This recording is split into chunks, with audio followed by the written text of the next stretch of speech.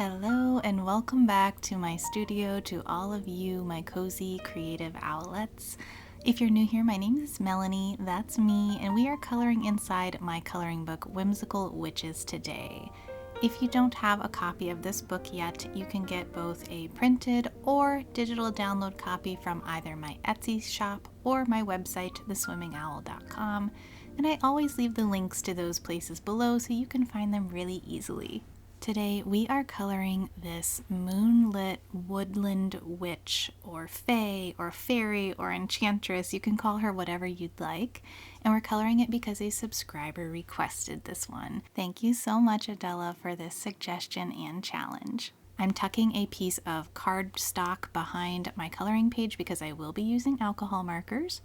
And I did make this little reference for myself in Procreate. Whenever you get my books, you can also get a digital download, meaning you can color them in Procreate as well. So that's what I tend to do on pages that intimidate me.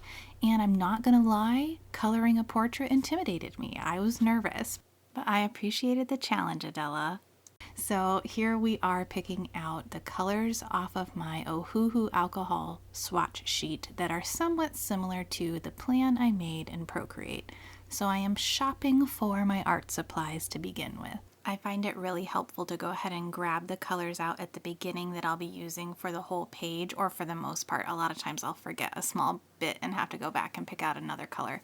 But I like to get a plan like this. So these are the colors I'll be using for the most part for the marker portion of this coloring.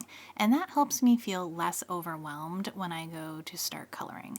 I pick out 2 to 3 tones or shades per section that I'll be coloring. So for the skin, that's where I'm going to be starting, and you just saw that I tested out the 3 colors, something light, something mid-tone, and something dark. I will always start with the lightest color, and I will put down a base of that first with my alcohol markers. So even though skin is really intimidating, I just said, let's just jump in here and do what I would do for anything else, whether it's a flower or a tree. We're just going to treat it the same way. Just get in here and put down a base of color for her skin. The main difference this time was I took my time trying to make slightly more even lines and strokes with the marker. Normally I do a little bit of like a feathering motion or a flicking motion with my marker, but for skin I decided to try to be a little bit smoother. I didn't worry about being perfect though. I didn't worry about it overlapping in areas because I know that as it dries it will blend out a little bit better, and I'm going to be coming in with darker colors and then finally my colored pencils. And yes, I went right over the top of the lips with my skin tone color because I know that that's going to help give me a good base to then put a lip color on later. So that might have been a surprising choice that you just saw there. I did color completely over the lips with the first skin tone color. I also know that I'm going to be able to use my colored pencils at the end to help smooth out any areas that bother me as well. So that's what I was using as my confidence booster to get in there and color this portrait. So don't be afraid, give it a shot. I was nervous too. It's okay to be nervous, but by the end I was just really pleased, and I did end up having a lot of fun with this. Once I got over those first few bits of coloring and got some color down on the page, I started feeling a lot better. The other thing I want to give you some like verbal permission for, because sometimes that just helps hearing someone say it, is feel free to make some creative choices where you change things up in this page. So at first I was going for this kind of faded effect where her skin was going to fade out, and so I picked up the colorless blender and I used that to sort of fade the alcohol marker down. But then later on I decided, you know what, I'm just going to give it a solid line. So I made like a wavy solid line at the bottom of her skin, which you'll see later on when it changes. There are other little things that I decided to kind of color over or ignore, like the moon. I ended up just kind of making a solid moon behind her instead of following the line work that I originally created for this illustration. I also color over the little dots in her hair and then add them back in later. So feel free to ignore part of the line art or add in more. Remember that my illustrations are just guidelines for you to get started. Your imagination is the limit. You can change anything about this page that you want. These are not stopping lines, they're just helpful guiding lines to get you going and get you doing something creative. Don't feel like you have to follow any sort of rule with my coloring pages. Make it your own and make it in a way that feels good to you. Just a little tip for you if you are very new to doing any kind of portrait or human-like coloring. Our top lip usually is going to look darker than our bottom lip, so that's just a good starting point for like, where do I shade? What do I do?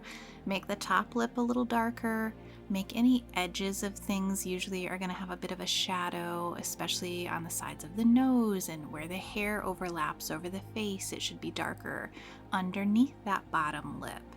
It helps to look at, even just pull up a picture on Pinterest or anywhere of just a portrait and just kind of look at where the darker areas on the face are, and that's a good starting point. And I did not do perfect shading on this portrait by any means. I still need a lot of practice too, but by just getting a few of those simple starting points in there, it'll level up your portraits pretty quickly.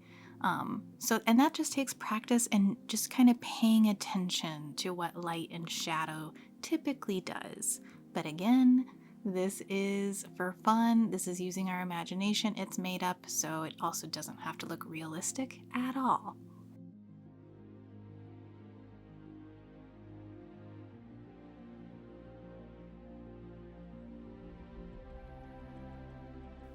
I'm now using my darkest skin tone that I picked out, and I'm just putting in the final darkest areas.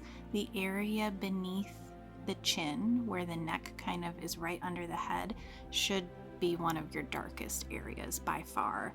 And it usually is kind of like this triangular shape that you can make really nice and dark, and that helps separate that neck from the head. So make sure to give that a really good shadow underneath there.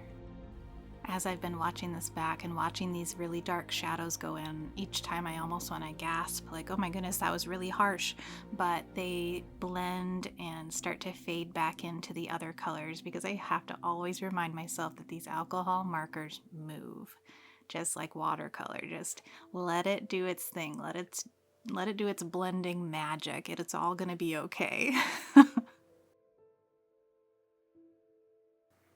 So at this point, I'm going to do a little bit of work on the lips. So I picked up two different colors, something a little more purpley and something a little bit more pink, and I'm testing them on my swatch sheet on top of the skin colors I've already put down. That's a very good way to test this. And I'm going to put the darker, more purpley color on her top lip, and I think I even then do it on the bottom lip, and then I put a little bit of that pink onto the bottom lip mainly. And it kind of, with the alcohol markers, the pink on top of the dark pushes some of the dark back to the back of the page, and so it's still there, but not as prominent. It's really interesting how this works, and it's something you'll have to play with and test, but it ended up working pretty nicely. And then I also layer in other colors with my colored pencil later.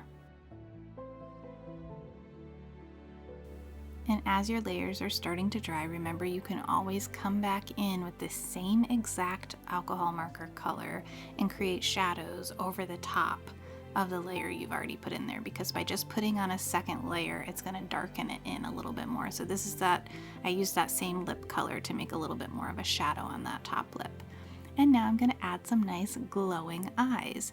And here's another spot where I did not do something that would be like a typical eye. I did not put a black center in at all. Instead, I put a more of a glowing center in there. I colored the entire colorful and part that would normally be black. I put just this kind of yellowy green, and then I'll add in a little bit more color with marker and colored pencil later. So they're more of like this glowing magical eye. So now I'm ready to start working on her hair, and I decided to go with 3 or 4 different shades of green and kind of a yellowy green, but I can't wait to see if you do something entirely different, because I can imagine so many different variations of this page in different color palettes. I had a really hard time sticking with just my green and brown because I wanted to try so many different things. But I feel very inspired by the woodland forest vibe, and so that's what I saw her as a woodland fae or witch or enchantress, and she's, friends with all of the creatures out in the forest, and she's maybe doing some kind of moonlit ritual here, and that's what my inspiration was. But I cannot wait to see if you do something completely different. So if you share it on social media, please tag me so I can see what you've done.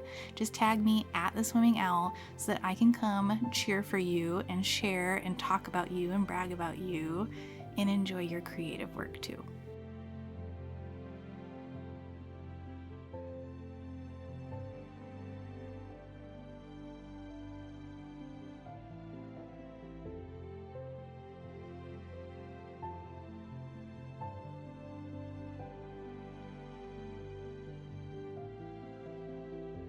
So here I just switched over to more of a yellowy green to put up here by the top of her head and the sides where the moonlight would be making more of a glow. I wish I had gone even more dramatic and picked something even lighter and brighter and more yellow, but this effect was really cool. It did turn out pretty decently, and then the colored pencils help as well. But just thinking of where the light sources would be. So we've got the stars and the moon. Where would the glow of those things be touching? Wherever it would be touching, we want to try to make that lighter, brighter, and if we want those things to be kind of a yellowy color, then our glow should also be kind of yellowy, if that makes sense. The way it makes sense in my head. I'm trying to verbalize it. So I wanted to put that in before putting in my darker green.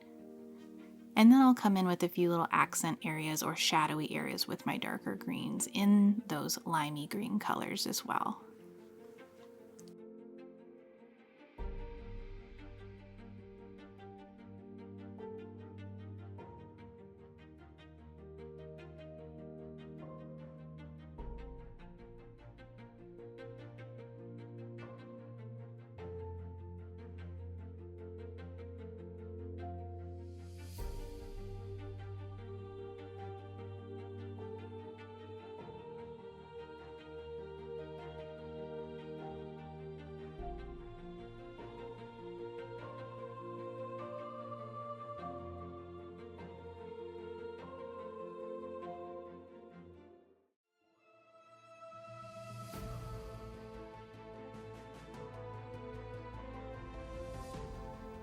In just a second, I'm actually going to flip the page because I always find this so fun and interesting when you're coloring with alcohol markers to look at the back.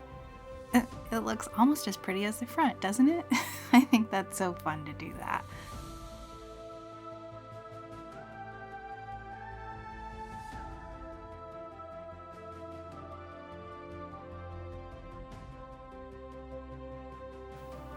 Alright, so that in the same way I told you there are a few key areas to make dark in the face, there are also a few key areas in the hair that we should make much darker. One is kind of that part at the top of her head where the horns are coming out of the hair underneath should be pretty dark. The areas that are closest to her neck or behind her face, or like behind where the ears might be, should also be very dark. So the area that is next to the chin and at the back of the neck, I always make that the absolute darkest. That's just kind of one of my little tips for giving this a little bit more realism if you want to.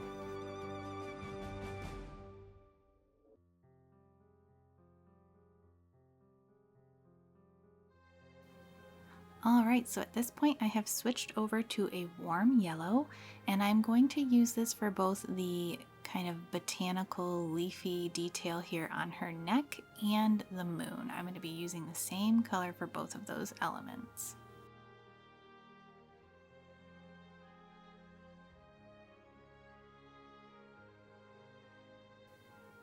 Okay, so now that we've gotten past the bits that I think are the trickiest parts of coloring this witchy portrait, I'm wondering if you guys would be willing to talk about spooky season, fall, Halloween. What are some of your favorite rituals during this time of the year? What really just gives you all those good cozy vibes? Or do you even like this time of year? I personally love it. I'm not a pumpkin spice girly or anything like that. In fact, I don't like pumpkin flavored anything, but I do like the cooler temperatures. I like rainy days. I like chai and spiced things and cinnamon and apple. I like going to pick apples. Those are the kinds of things that get me really excited about fall. Obviously, the colors as well. I live in an area of Michigan where we get fantastic color change happening in the trees and the leaves, and it's always really gorgeous to just walk around, drive around, and see all of that. How about for you? What are your favorite things that you look forward to? Obviously, the lights being dim, lighting a candle, having a little bit of rain, and coloring. I love that as well.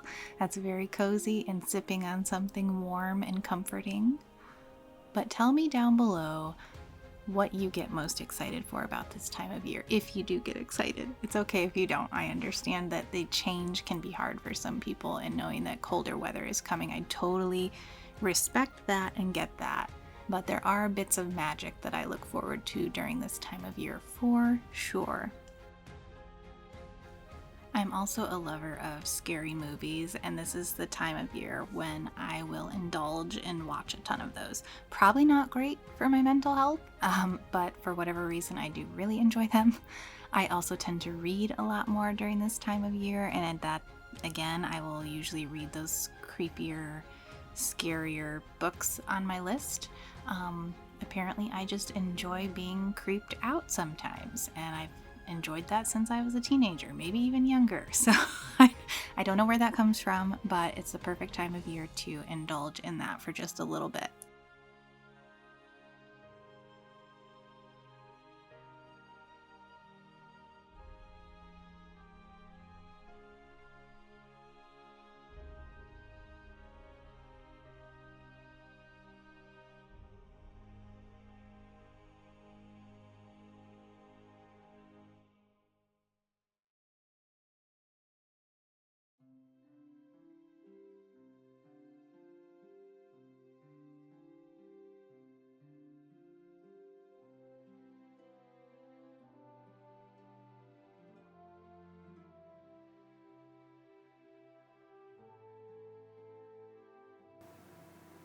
All right, and now that my marker has dried, it's time to switch over to some colored pencils. I tested a lot of these colors on top of my marker swatches here, and I usually just pick some colors that go well with the marker colors I've already used. So they're very similar in color, maybe something lighter and something darker, and then with a few surprise colors like some purpley colored pencils, which I'll use for a lot of shadowing, to put into the hair and the horns, a little bit into the lips. I ended up really loving the purple, the deep kind of reddish purples that I used to do the shadows for this. I think it really added some vibrance and fun surprise in there in the color.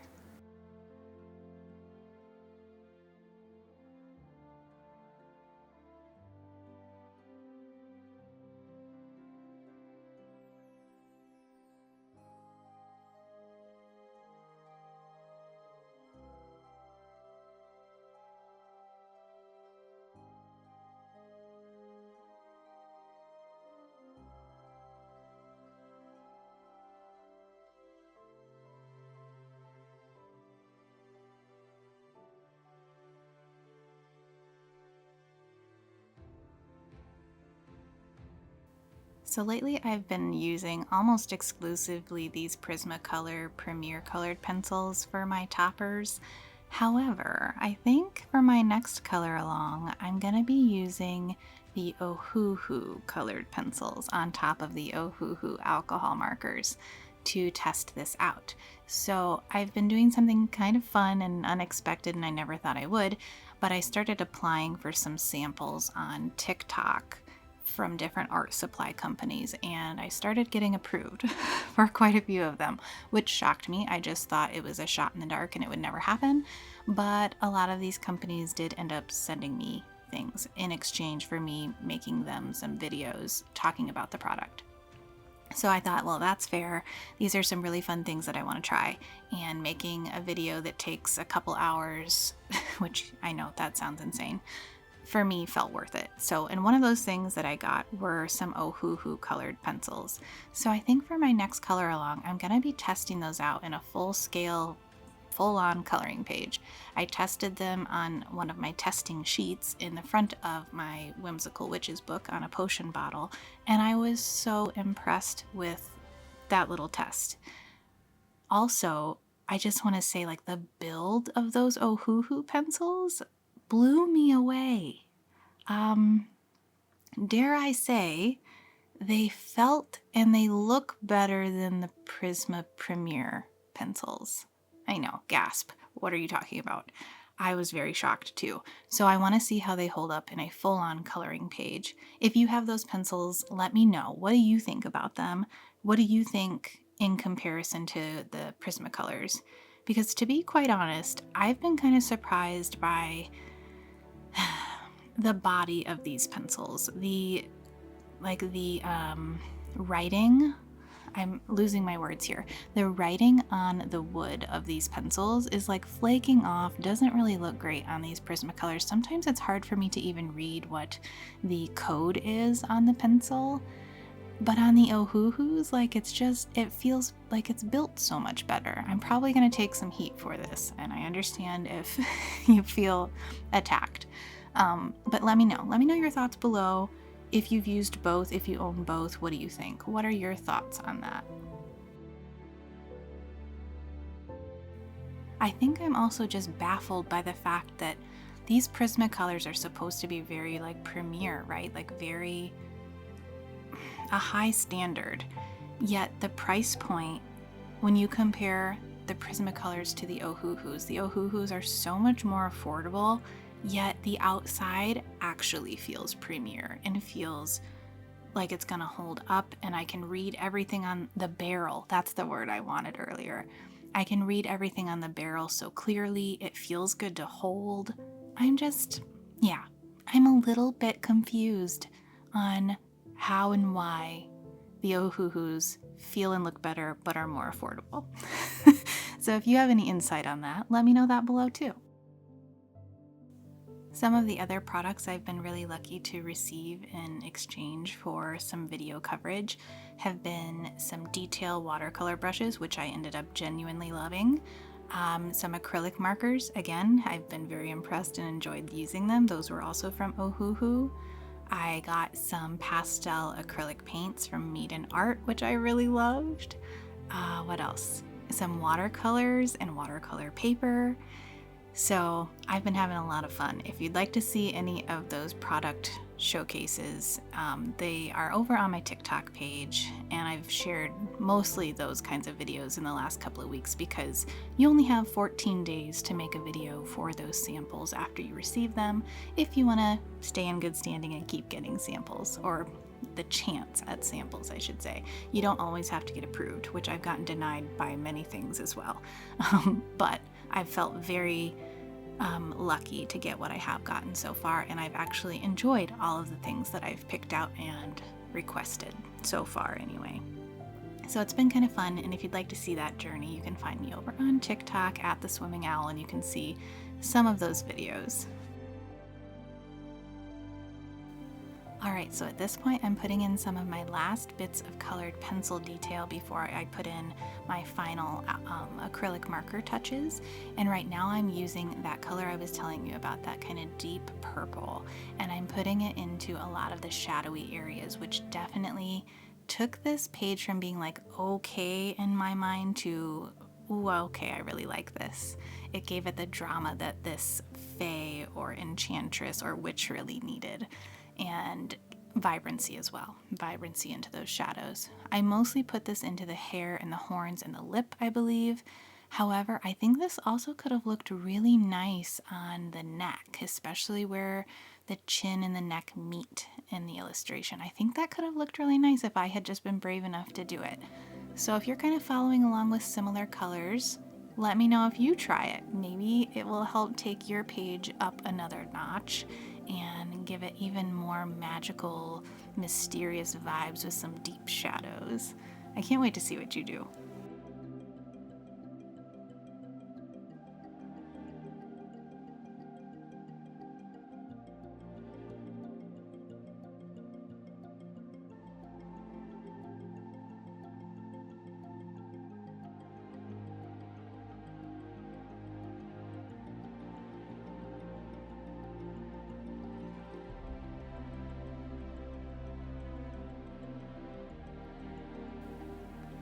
Alright, so at this point I am putting in my final details with some acrylic markers.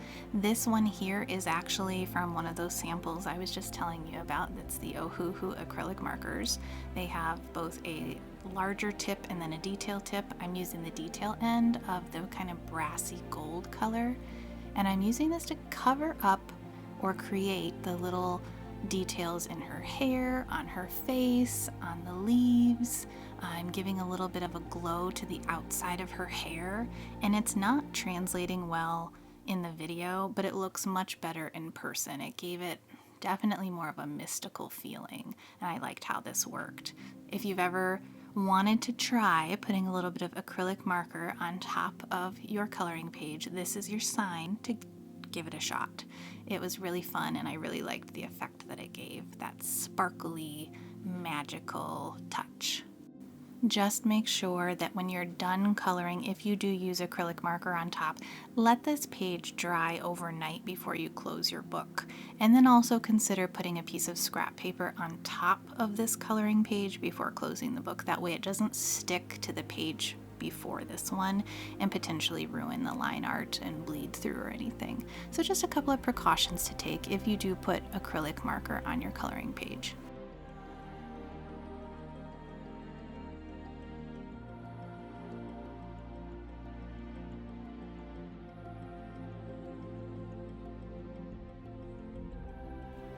And now lastly, I'm just going to do a bit of my white acrylic marker on top of all of that.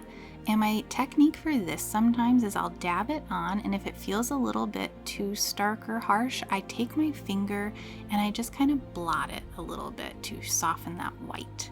So you'll see me do this especially on the face, because the face does need a little bit of a shine and highlight here and there, but sometimes I get nervous, like I overdid it, and so I use my finger to sort of blot it away and then build it back up if needed.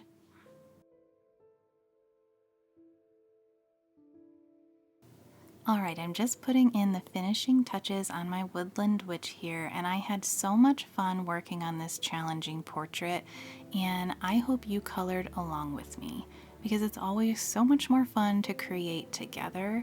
It's so good for our mental health. It's so good to spend some time with our hands creating something instead of consuming.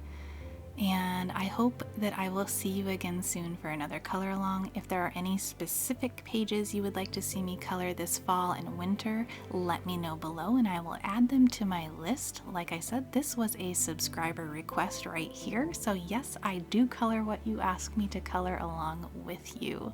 So I would love to add you to my list if there's something you'd like to see. But in the meantime, thank you so much for being here with me today.